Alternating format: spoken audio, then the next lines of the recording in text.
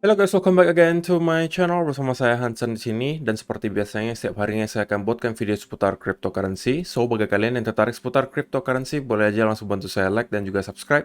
Jangan lupa juga untuk hidupkan lonceng notifikasinya supaya kalian gak ketinggalan update terbaru seputar cryptocurrency. Oke, pada hari ini guys, kembali kita akan bahas putaran Bitcoin, dan seperti biasa kita bakalan mulai dari coin market cap terlebih dahulu. Per hari ini secara global market cap crypto berada di angka 925 miliar dolar atau naik sekitar 2,73%. Nah, Bitcoin sendiri di angka 20.500-an, Ethereum 1.197, BNB 236, XRP 0,34, Cardano 0,44, Solana 37, dan Dogecoin ada di urutan ke-10 dengan harga 0,062 dolar. So, perannya kita melihat market dalam keadaan yang mix, sebagian ada hijau, ada juga yang merah. Walaupun dominannya hijau ya guys, kenaikannya juga nggak terlalu signifikan sebenarnya, hanya kurang lebih 0, sekian persen. So, itu adalah outlook sementara dari beberapa top coin yang ada. Sekarang kita masuk dulu ke beberapa berita dan data terbaru hari ini.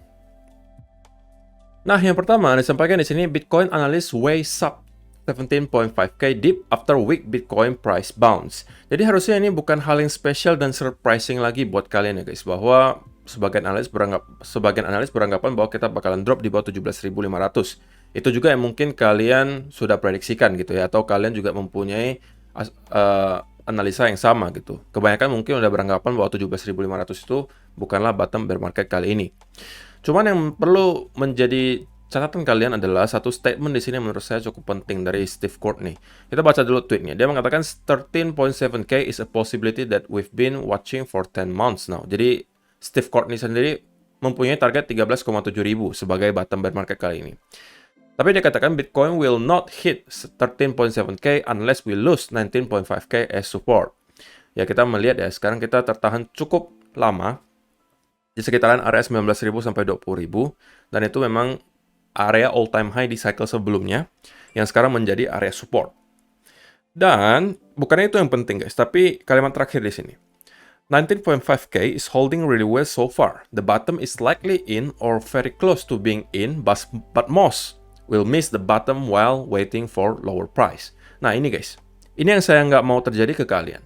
Most, kebanyakan orang bakal miss bottomnya hanya karena mereka menunggu terus-menerus di harga yang lebih rendah. Oke, mereka terlalu fanatik ke salah satu senario. Ini udah pernah saya sampaikan juga guys, jangan sampai kalian lakukan hal ini. Saya selalu respect orang-orang yang mempunyai pandangan berbeda dengan saya gitu ya. Seberes apapun kalian, saya tetap respect.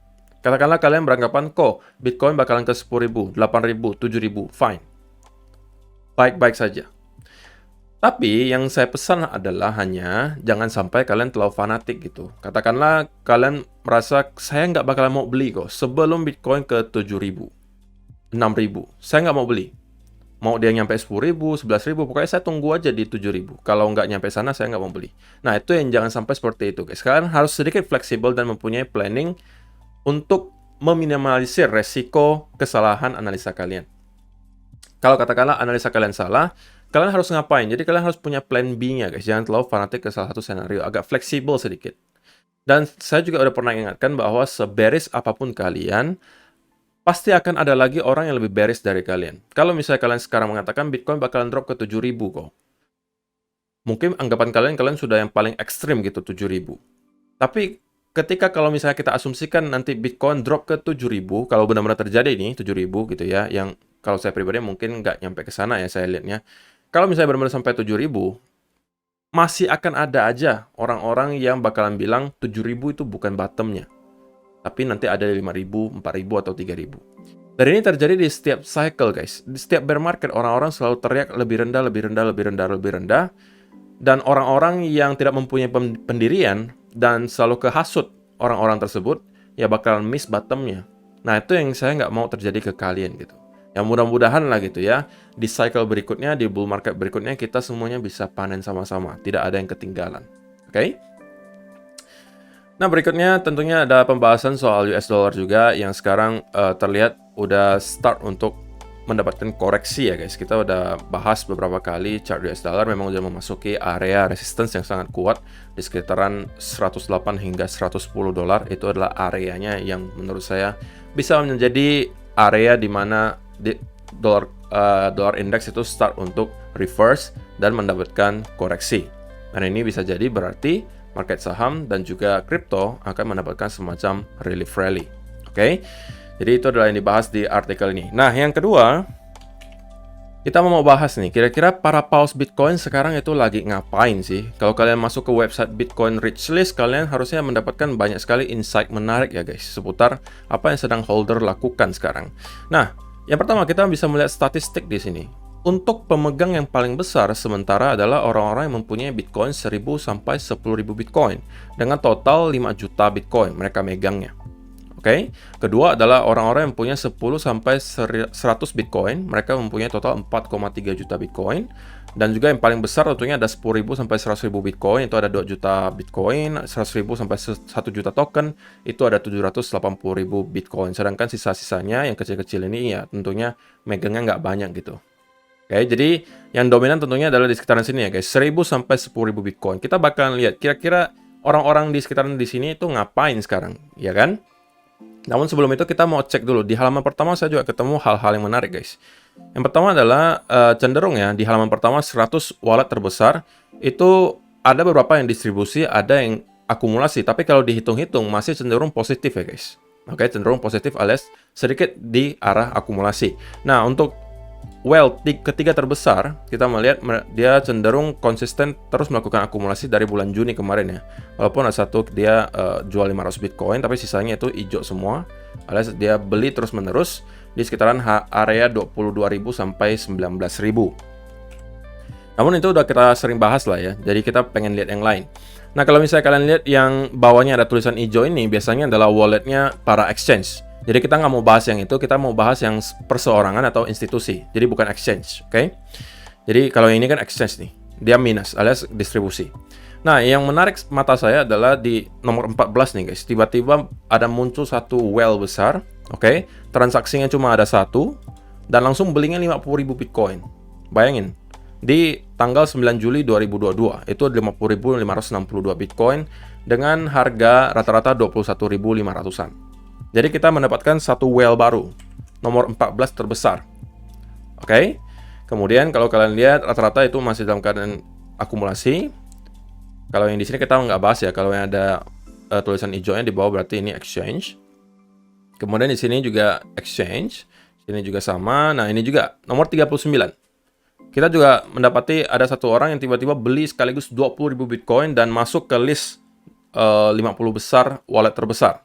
Jadi kita sudah secara tiba-tiba mendapatkan dua whale besar muncul gitu. Sisanya nggak beli, nggak jual guys di top 50. Oke, kebanyakan hanya akumulasi kecil, tapi kita mendapatkan ada dua paus besar yang muncul secara tiba-tiba. Oke, kalau untuk yang 51 ke 100 itu sedikit mix ya. Kalau kalian lihat ada sebagian yang distribusi, di sini 7.900 Bitcoin, di sini juga ada distribusi, di sini juga ini kalau ini walletnya exchange.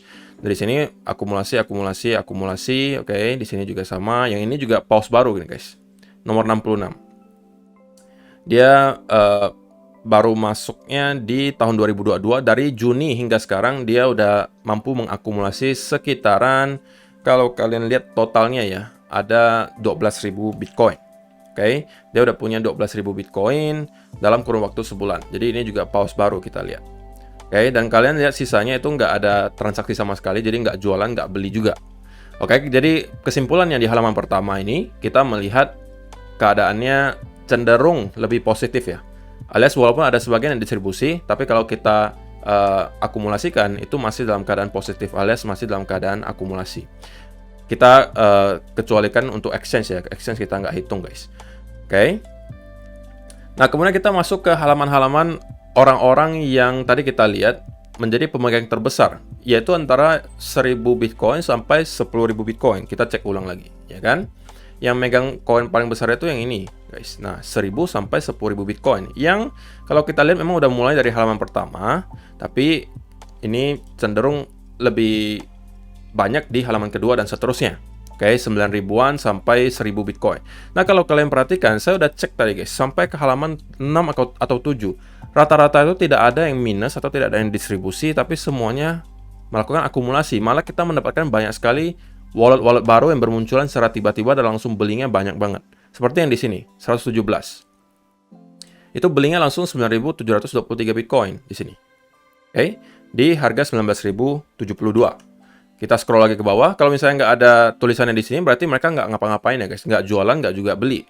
Nah, di sini juga ada muncul 8.539 Bitcoin. Sekali beli tiba-tiba langsung banyak. Di sini, di sini, di sini. Oke, jadi bermunculan banyak sekali wallet-wallet baru yang sekali beli itu nggak nanggung guys. Langsung 8.000 Bitcoin, 9.000 Bitcoin. Di sini juga sama, langsung beli 7.000, 7.000, 7.000. Di sini juga sama. Oke. Nah, kalian bisa cek sendiri guys. Banyak sekali bermunculan wallet-wallet seperti ini. Dan saya bisa ngelihat ya sampai halaman ke-4 atau ke-5, ke-6 bahkan, tidak ada satupun yang distribusi. Banyakan itu akumulasi. Oke? Nah, di sini. Banyak sekali bermunculan wallet-wallet baru yang transaksinya langsung besar. Nah, saya hampir nggak bisa nih ketemu. Nah, ini banyak banget tuh. 3.000, 3.000, 3.000, 3.000 semuanya. Ya kan? Jadi bermunculan banyak sekali paus-paus baru, oke? Di top 1000 lah harusnya. Oke, nah kalian bisa lihat sendiri sampai halaman ke-7 bahkan kita belum melihat ada yang distribusi, banyak kan juga akumulasi dan mereka akumulasinya itu kayak langsung sekaligus gitu guys. 2.800 Bitcoin, 2.800 juga di sini sama. Semuanya hijau. Tuh. Ya kan? Nah. Oke. Nah, kita mungkin bakalan lihat sampai halaman ke-10 aja guys gitu ya. Karena ini udah masuk ke 2.000 Bitcoin. Nah, ini semuanya tuh guys. Tiba-tiba 2.000, 2.000, 2.000, 2.000 dan seterusnya. Oke.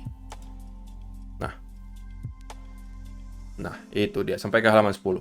Nah, ini bukan berarti saya mengatakan bahwa wah, ini kita bakalan meroket langsung dari sini guys karena nggak ada yang jualan, semuanya beli. Nggak seperti itu ya guys. Oke.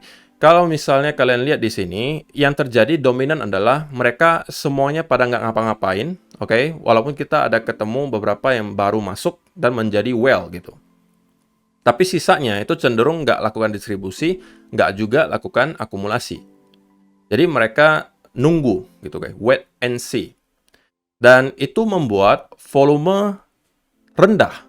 Ketika volume rendah, otomatis untuk menggerakkan market itu tidak terlalu sulit. Tidak perlu banyak sekali orang-orang menjual untuk dapat mendorong harga ke bawah. Karena sisanya semua nggak ngapa-ngapain gitu guys. Mungkin ada aja orang-orang yang masih tersisa gitu ya, short term holder yang pengen jualan. Dan memang tidak perlu banyak gitu ya, karena volume masih lagi kecil banget. Oke, orang-orang masih kebanyakan wait and see terlebih dahulu. Dan ya, itu yang bisa membuat kalaupun kita akan drop lagi, ya kalau para paus, kita lihat di sini, rata-rata nggak ada yang melakukan distribusi besar-besaran ya guys. Adanya cenderung melakukan akumulasi dan kita mendapatkan beberapa well-well baru yang sekali muncul langsung gede gitu. Oke, jadi ini hanya untuk informasi tambahan saja, bukan untuk mengambil kesimpulan soal apapun di sini ya. Jadi saya mungkin bakalan kasih ke kalian aja keputusannya. Kira-kira menurut kalian dengan adanya data yang kita lihat di sini apa artinya guys? Oke, saya pengen tahu pendapat kalian di kolom komentar di bawah. Nah, yang kemudian berikutnya ini juga adalah satu meme ya gitu yang menurut saya cukup menarik. Do you believe what a central bankster says? If not, buy Bitcoin for the long run. Jadi yang pada intinya pengen disampaikan di sini adalah omongannya central bank gitu ya, central bank Amerika Serikat khususnya itu agak sulit untuk dipercaya gitu. Karena dari Q1 2021 sepertinya Jerome Powell memberikan beberapa statement yang agak keliru gitu guys. Di Q1 2021, dia mengeluarkan statement quantitative easing won't cause inflation. Alias dia mengatakan, saya print uang itu nggak bakalan menciptakan namanya inflasi, guys. Tapi di Q2 2021, statementnya mulai berbeda. Some inflation but transitory. Alias dia mengatakan, memang ada sedikit inflasi, tapi ini hanya sesaat, guys. Temporer, nggak selamanya. Temporer aja, ini sementara aja gitu. Oke? Q3, inflasi mulai naik lagi. Oke, high inflation, but we are peaking. Alias dia melihat inflasi terus-menerus naik, tapi dia mengatakan, oke, memang ini naik terus, tapi kita udah berada di puncaknya nih. Tapi di Q4, dia sampaikan lagi, oke, inflation may not be transitory, but job market wage growth very strong. Jadi, dia mulai mengalihkan gitu fokusnya. Karena kan orang tanyain soal inflasinya gimana nih, inflasinya gimana? Oke, dia bilang inflasi memang sepertinya nggak temporer lagi sekarang, nggak transitory lagi, tapi job market kita kuat kok. Wage growth-nya juga kuat kok. Jadi masih aman lah, tenang, ekonomi masih aman. Di Q1 2022, dia mengatakan need to hike aggressively to curb inflation, but no worries, economy very strong and soft landing possible. Jadi di Q1 2022 dia udah mulai start mengatakan ya kita sepertinya harus naikkan suku bunga dengan lebih agresif untuk menahan laju inflasi. Tapi tenang guys, kita bakalan soft landing karena ekonomi saya pantaunya masih cukup kuat gitu. Unemployment rate masih sangat rendah. Oke, saya juga expect GDP masih fine-fine aja, masih positif. Itu yang disampaikan Jerome Powell. Kemudian Q2 2022 dia mengatakan negative growth in Q1 but no recession risk. Kalau resesi kan berarti 2 kuartal berturut-turut GDP-nya itu minus. Q1 udah minus nih guys. Tapi dia katakan, oke, Q1 memang udah minus nih GDP-nya, tapi saya nggak ngeliat ada resiko untuk resesi. Nah, untuk yang seterusnya ini kemungkinan masih prediksi orang-orang ya, apa yang akan dikatakan oleh Jerome Powell, bahwa mungkin Q3 2022 dia akan katakan, oke, resesi sudah akan datang, tapi mungkin kalian nggak bakal kehilangan rumah kalian. Q4, kalian bakal kehilangan rumah, tapi kalian nggak bakalan kelaparan sampai mati gitu. Q1 2023, parah lagi, you may die, but you go to heaven. Jadi ini adalah meme yang menurut saya cukup lucu gitu ya. Dan ini memang yang disampaikan oleh kakek Powell sendiri. Tapi mungkin yang ini agak sedikit over ya guys. Q3, Q4, Q1 mungkin mereka nggak, Jerome Powell nggak mungkin ngomong kayak gini. Cuman ini ya cuman lucu-lucuan aja. Oke? Nah yang terakhir, untuk kalian-kalian yang bertanya soal launchpad kemarin untuk Bybit, sekali lagi ada launchpad SLG. Ini adalah project game play to earn. Oke, kalau misalnya kalian pengen ikutan itu bisa untuk subscription-nya mulai di 3 hari lagi harusnya. 3 hari lagi. Oke. Sekarang lagi periode snapshot. Ya kan, nanti di tanggal 19 itu subscription all lottery. Jadi kalau misalnya kalian pengen ikutan, kalian bisa beli BitDAO-nya kemudian taruh di wallet. Nanti di snapshot minimal 50 BitDAO kalian udah bisa dapat alokasi. Kalau USDT kalian bisa ikutan yang loterinya. Oke, nah projectnya menurut saya cukup menarik guys. Ini adalah game play to earn, tapi ini di back oleh venture capital yang menurut saya cukup oke. Huobi Ventures, ini salah satu backnya. Ada Mirana, New Start Ventures, jadi banyak sekali venture capital yang nge-back project ini, yang membuat tentunya ini lebih menarik lah untuk kita pantau ya guys. Karena seperti yang kalian ketahui guys, venture capital seperti Huobi itu uangnya banyak banget gitu ya. Mereka bisa menciptakan semacam naratif seakan-akan game ini ya yang terbaik lah gitu. Sehingga orang-orang mulai start untuk FOMO, masuk, beli dan membuat harganya terus-menerus naik gitu ya. Jadi itu yang perlu kalian lihat. Dan ya, kalau misalnya kalian tertarik untuk ikutan launchpad-nya, tentunya kalian harus punya account Bybit-nya dulu. Kalau kalian belum punya, silakan kalian klik link yang ada di kolom description di box di bawah untuk mendaftar. Kalian dengan mendaftar dengan link tersebut, kalian berkesempatan juga memenangkan reward hingga $4.000-an. Selain itu, kalian juga bisa memanfaatkan berbagai fitur yang ditawarkan di sini. Selain kalian bisa ikutan launchpad-nya, kalian juga bisa tentunya melakukan staking. Ini udah sering saya sampaikan bahwa APY staking di sini termasuk cukup tinggi. Jangan sampai ketinggalan yang USDC ini tinggal dikit lagi guys, APY-nya 5,5% fleksibel. Jadi kapanpun kalian pengen pakai uangnya itu bisa gitu ya, jadi tidak di lock. So itu adalah beberapa data dan berita hari ini yang pengen saya sampaikan untuk kalian guys. Sekarang kita masuk dulu ke chartnya Bitcoin dan saya pengen mulai dari daily chart terlebih dahulu. Oke, kita mendapatkan ada bounce lagi kemarin guys. Sebenarnya kita udah expect ya bahwa akan ada bounce kedua minimal ke sekitaran area trendline di sini. Dan kalau kita lihat sekarang sebenarnya kita udah sedikit break di atas trendline tersebut. Oke, which is berarti kita bakalan bahas ya nanti di time frame yang lebih kecil artinya apa. Kalau di daily chart kita melihat memang adanya potensial bahwa kita akan kembali mendapatkan bounce ya ke upper trendline-nya di sini. Oke. Dan kemarin itu kita menciptakan bullish engulfing candle. Itu yang membuat saya cukup yakin ya, cukup confidence mengatakan bahwa at least kita akan mendapatkan sedikit lagi push ke area trendline di sini. Nah, kalau kita masuk ke time frame yang lebih kecil, maka kita bisa temukan juga mereka berhentinya kemarin kurang lebih di sekitaran 19.600-an sebelum pada akhirnya leg keduanya di push ke atas. Dan kalau misalnya kalian lihat sekarang kita udah sedikit break di atas area trendline di sini. Yang saya sampaikan kemarin, kalau ini sampai terjadi, maka chance-nya adalah kita akan minimal revisit ke sekitaran area 0,6188. Kalau ini mampu di reclaim, tidak ada alasan lagi bagi Bitcoin untuk tidak kembali revisit ke area trendline di sini atau bahkan mungkin ke upper trendline dari potensial bear flag di sini. Oke, jadi itu yang saya lihat sekarang guys. Oke, bahwa kita udah break di atas trendline-nya, dan kalau kita lihat di 1 hour chart, kita juga terkonsolidasi dengan cukup baik di atas area ini. Maka target berikutnya di sekitaran area berapa? Coba kita cek lagi di Vivo 0,618-nya. Di sekitaran 21.000 guys. Ini adalah next targetnya. Kalau misalnya kita mampu push lagi di atas area tersebut dengan model pergerakan impulsif seperti ini, maka chance-nya cukup besar menurut saya bahwa kita akan kembali revisit ke upper trendline-nya di sini. Oke, jadi saya pribadi mungkin gitu ya, mungkin kalau saya dikasih ada setup gitu untuk scalping masuk di sekitaran area di sini, saya mungkin akan ikutan dan targetnya mungkin kecil-kecilan saja tergantung nanti pergerakannya seperti apa. Tapi tentunya teknik invalidasinya adalah ketika gitu ya, kalau misalnya kita breakdown lagi di bawah trendline ini dan juga breakdown lagi dari higher low di sekitaran sini, ini adalah pertanda bahwa yang terjadi di sini hanya sebuah fake out dan dari sini kemungkinan kita akan kembali drop ke bawah. Oke, jadi ini adalah titik invalidasinya. Cuman selama gitu ya, selama kita mampu maintain di atas area trendline di sini, maka menurut saya probability-nya lebih tinggi bahwa kita akan start untuk building momentum lagi dan menuju ke area signifikan berikutnya di sekitaran 21.000 sebagai area golden pocket. Dan kalau itu mampu di reclaim, maka next-nya kita kemungkinan akan minimal revisit ke area high di sini. Sebelum pada akhirnya mungkin kita retest ke trendline atau upper dari bear flag di sini. Ya kalau kalian di forward chart mungkin lebih jelas ya di sini. Inilah target berikutnya. Yang kalau misalnya mampu kita tembus juga, tentunya ini bisa menjadi berarti Bitcoin akan kemungkinan mendapatkan rally yang lebih panjang. Oke, mungkin menuju ke sekitaran 25 sampai 26.000 di sini. Atau target terakhirnya mungkin di sekitaran 28 sampai 30.000.